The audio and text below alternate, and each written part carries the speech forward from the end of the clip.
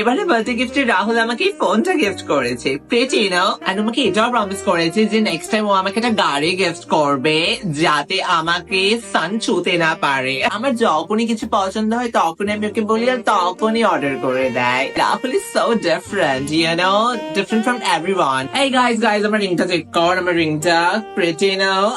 বল তো কে গেস করেছে?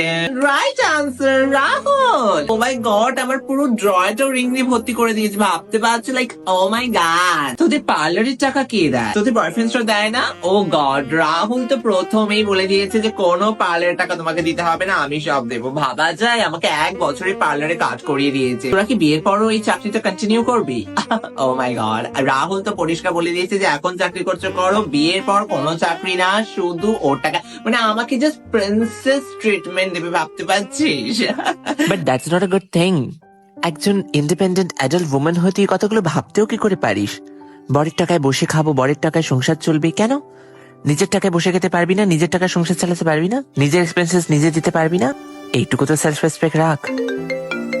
এক সেকেন্ড, রাহুল ফোন করছে। হ্যালো। হ্যাঁ হ্যালো বেবি, খাওয়া হয়ে গেছে রেস্টুরেন্টে? ওদের কিউআর কোডটা পাঠাও আমাকে, আমি পে করে দিচ্ছি। না, আমি নিজে দিয়ে দিতে পারবো।